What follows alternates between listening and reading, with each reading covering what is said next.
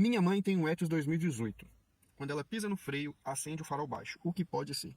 Caraca, eu nunca vi isso acontecer, tá?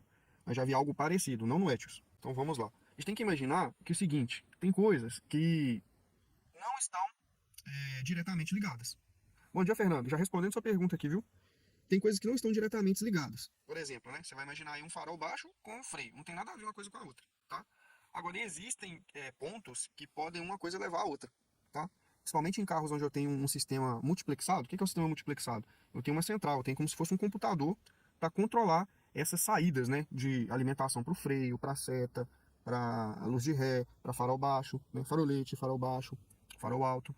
E aproveitando que o Fernandão tá aqui, Fernando, é farol baixo mesmo, né? Não é farolete não, né? É, e aí o que que acontece? Eu posso ter um problema interno numa central dessa, ou então uma entrada de sinal um pouco diferente, que pode ocasionar isso aí. Então vamos lá. O ideal é a gente pegar o esquema elétrico para analisar. Mas se você não tiver o esquema elétrico, o que que você vai fazer? Vamos pensar em alguns pontos. Ó, o freio não tem nada a ver com o farol, mas o freio tem a ver em algum ponto com o farolete. Por exemplo, lá na lanterna traseira. Se por acaso na lanterna traseira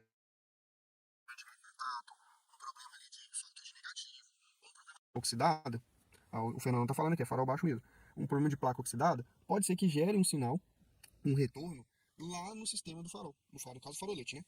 E aí, internamente lá na central, se esse retorno chega, ele pode talvez entender, por algum defeito lá dentro, que tenha problemas e vai acionar o farol, como se tivesse uma entrada de sinal, tá bom? Então, o retorno pode funcionar dessa forma, ele pode gerar ali uma interferência ou um valor de sinal que a central ela vai entender que é para ligar o farol. Tem carro hoje em dia, antigamente, vocês vão ver até no vídeo de chave de seta, tem aí no canal, que antigamente eram meros interruptores que ligavam ali, né? A saída 1 ia para farolete, a saída 2 saía para farol baixo, a saída 3 para farol alto, a saída 4 piscava, tá?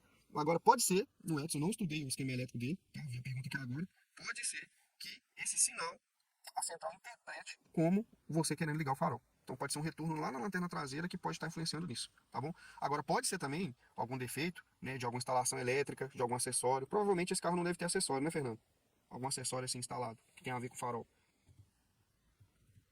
Provavelmente não. Mas é isso aí.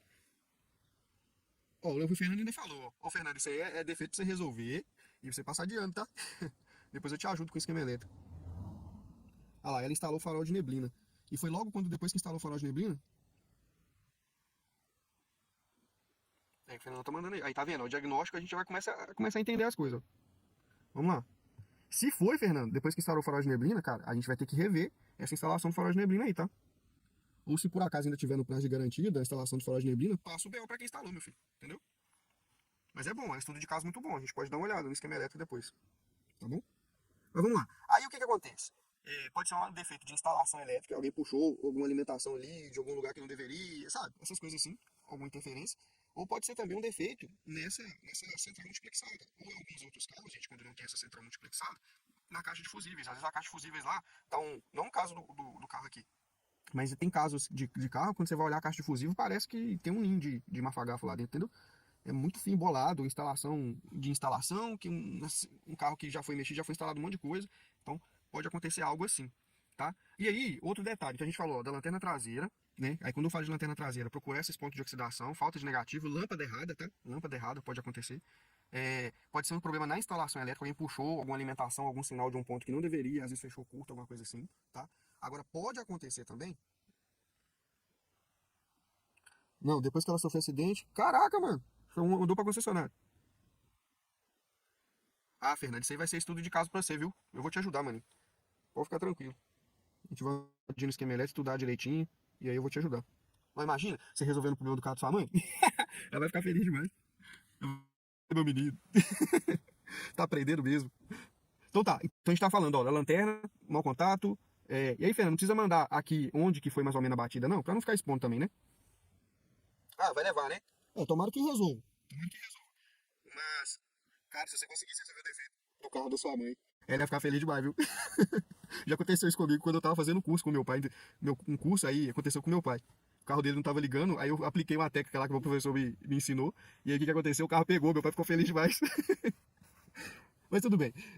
Vamos lá. Então a gente tá falando. A gente falou da lanterna, falou da instalação elétrica. E aí, ó, tem um caso aí, né? Sofreu um acidente, pode ter ali um esticamento de chicote ou dobrou. Tem que ver isso aí, direitinho. Vamos lá, eu procuraria ter essas coisas mais fáceis. Então, lanterna traseira, tá tudo funcionando perfeito na lanterna traseira? Tá, beleza. Vou para instalação elétrica lá. Aí da instalação elétrica, eu vou verificar ali caixa de fusíveis, vou verificar essa central multiplexada que está atrás da caixa, eu vou olhar chave, né, o interruptor da luz. Só que antes de sair mexendo, tem um teste que a gente faz quando a gente tem um recurso, que é o scanner automotivo, né? Quando a gente tem um scanner automotivo, o que, que a gente faz, gente? A gente conecta ele lá na porta BD, tá? A tomada de diagnóstico. E aí o que, que acontece? A gente faz um teste de atuadores. Né? Não é só apagar defeito e ler defeito, não. Pode ler também, tá? Vai que não tem, né? Você vai fazer um teste de atuadores. Então você vai comandar, por exemplo, todas as luzes. Então, tipo assim, dependendo do carro, você consegue fazer isso, tá? Não são todos, não. Você vai fazer o quê? Você vai mandar informação para a central, independente se você está ligando a chave, o interruptor do farol ou outra coisa aqui, o freio, é ela que vai acionar. E aí você vai começar a ter alguns tópicos assim. Exemplo, se eu mandei ligar pela central e o farol ligou normalmente, o freio ligou normalmente, mas quando eu aciono o interruptor ou os interruptores e não funciona perfeitamente, eu vou olhar o quê? Às vezes o problema não está na saída indo para os consumidores, às vezes o problema está na entrada de sinal. O que quer dizer isso? Quer dizer o quê? Se o defeito ele acontece só na hora que eu piso aqui no interruptor do freio, tá? O que pode acontecer? Às vezes esse sinal do interruptor do freio, ele está embaralhando, né? Embaralhado, passou por algum lugar ali, que foi, por exemplo, na mesma entrada que vai o acionamento do farol. Pode acontecer algo assim, tá bom? E é isso. Então a gente consegue fazer esse teste de atuadores, tá? O teste de atuador é muito bom, que aí você verifica se o problema é a saída, né? Do relé para frente, por exemplo, ou da central para frente, ou se está antes, né? Que seria na parte dos interruptores. Então às vezes você não precisa ficar desmontando tudo, não. Tá? E aí, gente, tem um outro tipo de teste, que quando você não está achando, ou o defeito não acontece com você, você começa a ligar e desligar o circuito, mas você vai ficar também mexendo no chicote, tá? Você vai começar lá, tipo assim, né? Mexe para um lado, mexe para o outro, que às vezes é um mau contato, que é uma situação que, tipo assim, você inclina o carro, ou faz uma curva mais acentuada, que aí dá o defeito. E é isso aí. Aí, Fernando, com certeza, né? O pessoal lá, eles vão, lá, como se tivesse conectado o fio do freio no mesmo lugar do farol, entende? E é isso mesmo. Tá bem esquisito, né?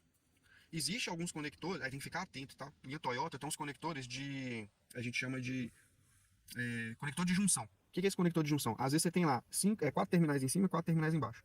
E esse conector, o que ele faz? Ele fecha circuito do um com 2 e do 3 com 4, entendeu?